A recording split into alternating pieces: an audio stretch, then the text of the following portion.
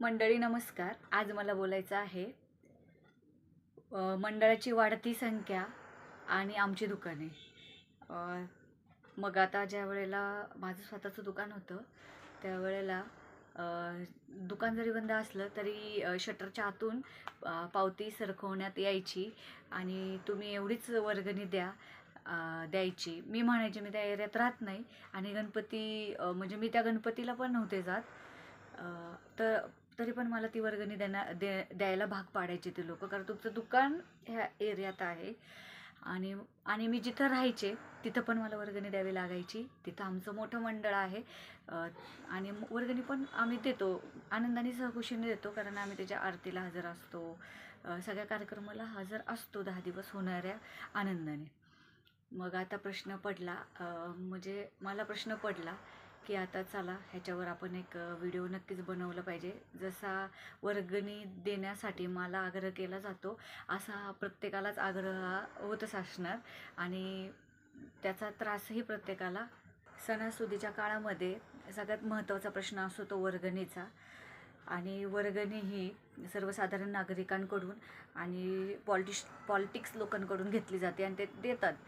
जसं as possible लोक देतातच वर्गणी. पण मला काय म्हणायचं आहे की जी गल्ली बोळामध्ये वाढती मंडळं झालीत ना, की रसच निघून गेला आहे त्या मंडळांमधला. की आता आपण आपल्या घरामध्ये लहान मुलं असल्यावर काय म्हणतो, जा रे शेजारच्या गल्लीमध्ये आहे की मंडळ, जाऊन बघून ये, मी कामात आहे थोडंसं, मला वेळ नाही. पण हे पहिलं होतं का? नव्हतं. का तर लांब लांब मंडळं असायची. आई वडील म्हणजे आम्ही आम्ही ते हे केलं आहे, भोगलं आहे आम्ही. आमचे आईवडील आजी आजोबा आमच्याबरोबर यायचे, चला आपण गणपती पाहून येऊ. आनंदाने पाहून यायचो, पायपीट करून करून करून. आम्ही दापोडीला राहिलो होतो, खडकीपर्यंत आम्ही चालत जायचो आणि मग ती जी आठवण असते ना पायपीट करण्याची, गणपतीचे डेकोरेशन पाहण्याची, ती मजाच काही वेगळी होती. पण आता काय झालं, गल्लीबोळ्यात मंडळं झालीत. आपण मुलांबरोबर जाण्यापेक्षा त्यांना म्हणतो, जा जाऊन ये, तूच एकटं बघून ये. मग अशा वेळेला असं वाटतं त्यातला आनंद थोडाफार कमी झाला आहे आणि मंडळांची संख्या तर दिवसेंदिवस वाढत जाते आहे. आणि ह्याच्यामध्ये काय झालं आहे की दुकानदारांवर जास्तीचा लोड येतो आहे. आता सगळेच दुकानदार प्रॉफिटमध्ये असतील असं नाही, काहींची दुकानं लॉसमध्येही जातात. भाडं द्यायला अक्षरशः पैसे नसतात, पण वर्गणी मात्र त्यांना सण आहे म्हणून द्यावी लागते. आणि सर्वसाधारण माणूस तर एका मंडळाची अफोर्ड करू शकतो, तो नक्कीच आनंदाने देऊ शकतो. पण लहान लहान मुलं ही मंडळं टाकायला लागलेली आहेत. मग आता तो प्रश्न हा इतका मोठा वाढत चालला आहे की टिळकांनी कुठल्या उद्देशाने केला होता उत्सव एकत्र येऊन सेलिब्रेशन करण्याचा, तो बाजूला राहतो आणि वेगळाच प्रश्न हा आपल्यासमोर येतो, तो म्हणजे मल्टिपल वर्गणीचा. की ज्या गणपतीशी आपला संबंधही नाही तिथंही वर्गणी द्या. बरं ठीक आहे, चला दिली वर्गणी, पण आनंदाचं काय? जी पायपीट व्हायची आपली त्याचं काय? आपल्याला खूप चालावं वाटतं त्याचं काय? तो आनंद निघून जातो, हा तर मुद्दा आहे. आणि ध्वनी आणि पाणी प्रदूषण होतं, तो तर वेगळाच मुद्दा आहे. त्याच्याविषयी तर बोलण्यासारखं भरपूर काही आहे.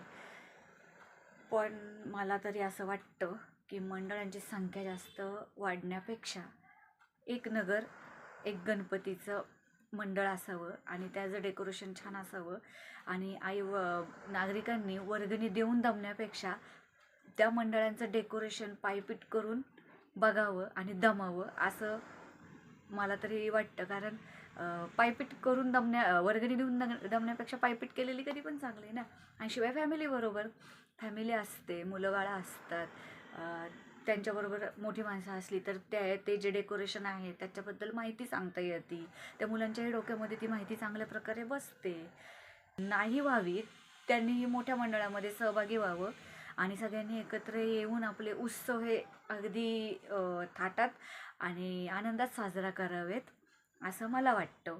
तुम्हाला काय वाटतं? तुम्हाला वाटतं का गल्लीबोळात मंडळाची संख्या वाढवण्यापेक्षा आणि वर्गणी देणाऱ्याचा भार वाढवण्यापेक्षा तुम्ही मंडळाची संख्या कमी करा, गल्लीबोळात मंडळं हे जरा कमी करा आणि होता होईल एवढी मोठी मंडळं असू द्यात, आपले सण तर आपल्याला आनंदच देण्यासाठी असतात, पण त्याचं रूपांतर हे कुठेतरी आर्थिक ताणामध्ये किंवा वर्गणीदाराच्या वर्गणीदारावर बोजा वाढवण्यामध्ये रूपांतर नाही झालं पाहिजे. प्रदूषण आणि नुसतेच गणपती उत्सव नसतात, दहीहंडी असते, नवरात्र असते, ह्या प्रत्येक सणांना वर्गणी मागायचं काम हे चालूच असते.